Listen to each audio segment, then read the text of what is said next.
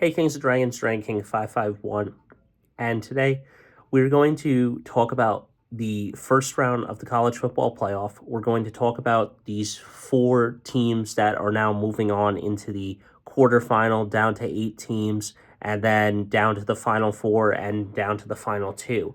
Uh, with that being said, Ohio State, let's talk about them first, gets a rematch with Oregon in the Rose Bowl, so a Big Ten championship slash Rose Bowl, if you want to call it that. Um, but yeah, I was really shocked that Tennessee didn't put up a good game, even though that they were 11-2, and they lose 42-17. Penn State loses to SM. Penn State wins against SMU 38-10. And another blowout game.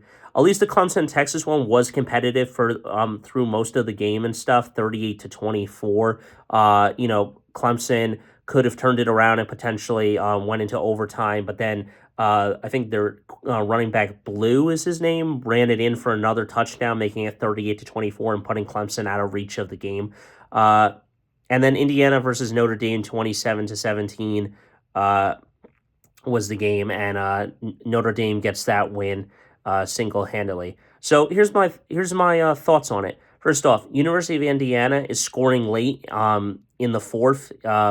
Garbage time doesn't really count to score 14 points and only scoring 3 the whole game and stuff. So really, you lost the game 27 to 3 and stuff in a blowout, basically, in my thing. And then Tennessee not scoring in the third is a poor execution and stuff.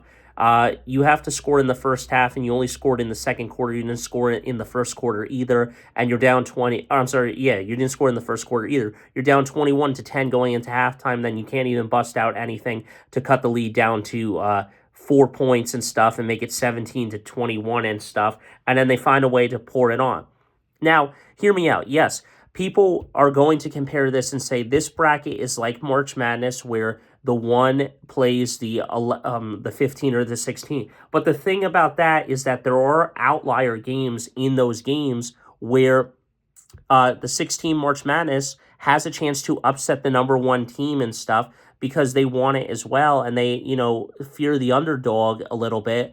And there are upsets in March Madness. Were there upsets this weekend? No. The higher seeds cleaned the clocks on the lower seeded teams and stuff. The higher seeds won their games, and they showed why they deserve to be in Tier A, and then these other teams are in Tier B. Where Clemson is the only one that I felt was the most competitive game throughout everything. The other games are outliers, which means that either they're going to want to expand it or shrink it depending on what they see in this first year. Already it's been confirmed in 2026 that they are going to make it a 14-team playoff before this season has already been committed and or finished, whatever you want to call it that.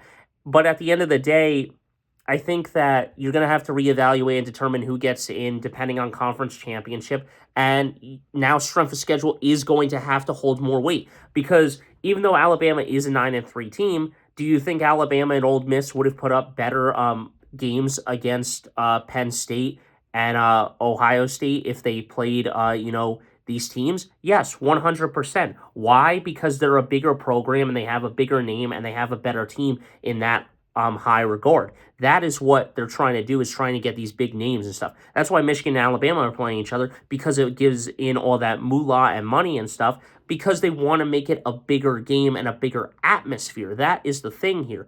But what you have to do is reevaluate these teams and look at it from a standpoint and determine who actually gets in. The rankings are completely F to the head and stuff because they don't even make any sense. So you're the 9th best team in the country, but you get the 6th seed and stuff. How does that make sense and stuff? We're using conference championships awarding teams. The top 4 makes sense, though. I say that the top 4, if you're ranked 1, 2, 3, and 4, you get the 1, 2, 3, and 4 seed or winning your conference championship regardless, 1, 2, 3, and 4 as the 4 best teams.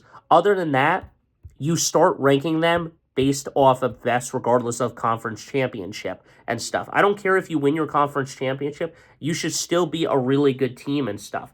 Like Clemson, 10-3, maybe the door should have been shut on them to be that, because even though that they won that, there maybe should have been a better team in that scenario playing and stuff. And I'm not saying that to criticize Alabama or any other team that's 9-3. What I'm saying is that even Dan Lansing says, win your games and stuff. Don't be a 9-3 team. Win your games, which I don't disagree with. But at the same time, you have to look and evaluate this better and determine who are actually the best teams and stuff. I mean, do you think Miami would have been a better team in this scenario? Possibly. I mean, they're 11-2. They looked like a good team and stuff that you could have put them in.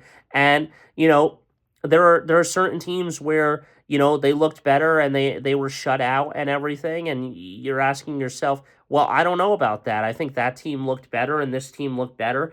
And there's always going to be the complaint in the first round. There's going to be blowout games against weaker opponents or something. It happens.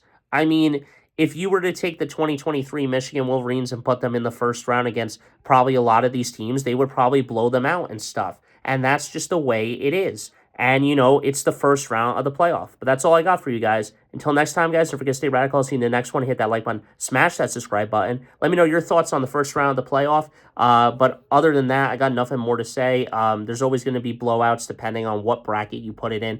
But I think you have to reevaluate as the College Football Playoff Committee and actually determine who is the better team and who you're going to talk about, and ultimately determine who is good, who is bad, and determine who's better, because the way that they're doing it right now is not working. Yes, the seeding works fine. The 12 plays the 5 and stuff. The higher seed gets the lower seed.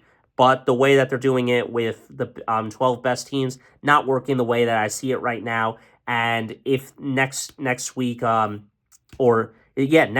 week, actually. Yeah, next week, December 31st, with these Rose Bowl games and everything. If that happens again, where the higher seeds win, the 2, 3, 4, and 1 seeds win against the 1, the 8, the 7, and stuff, and then that's an outlier, they're going to have to determine who's actually a good team and determine who's better and stuff. And sometimes it's very hard to determine who the 12 is, because now you're going to have to look at strength of schedule and have that hold more weight. By knocking Alabama out, you're saying strength of schedule didn't matter, but now by looking at these teams that got knocked out, you're going to have to say strength of schedule matters. But that's all I got for you. Let me know your thoughts.